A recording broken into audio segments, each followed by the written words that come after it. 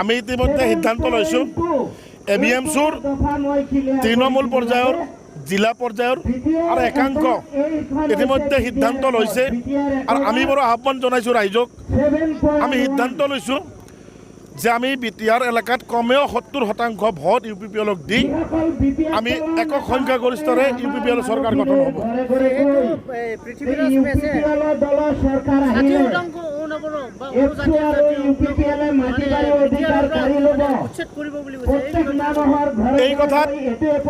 এই কথাত ৰাইজে অতিষ্ঠ নহয়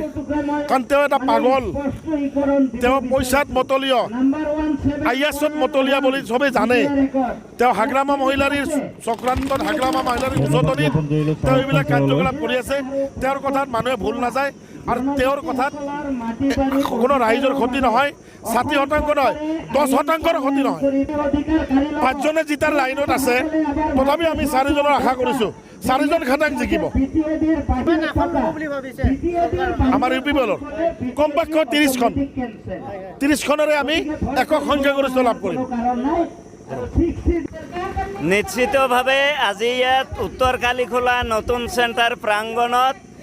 UPPL দলৰ নিৰ্বাচনী প্ৰচাৰ উপলক্ষে সংখ্যালঘু কোষৰ উদ্যোগত যি সভা আহ্বান হৈছিলে অনুষ্ঠিত হৈছিলে এই সভাত যি সমাগম দেখিবলৈ পাইছোঁ নিশ্চিতভাৱে এটা কথা আজি স্পষ্ট ক'ব পাৰিছোঁ ননাইচেৰভাঙত 5700 যি ভোটাৰ আছে সংখ্যালঘু ভোটাৰ এই 5700 ভোটাৰৰ ভিতৰত যিখিনি ভোটে কাষ্টিং হ'ব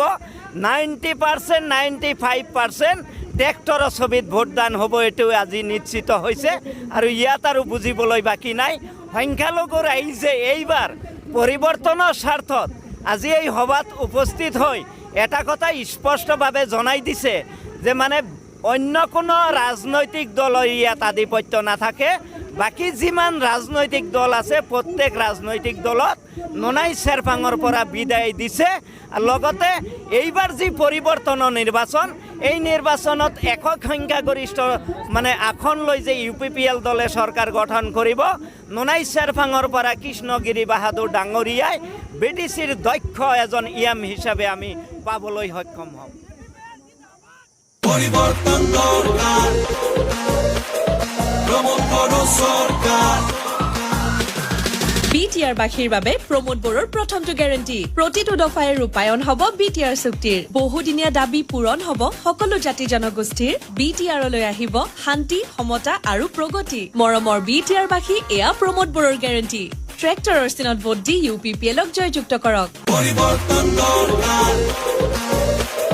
প্ৰমোদ বড়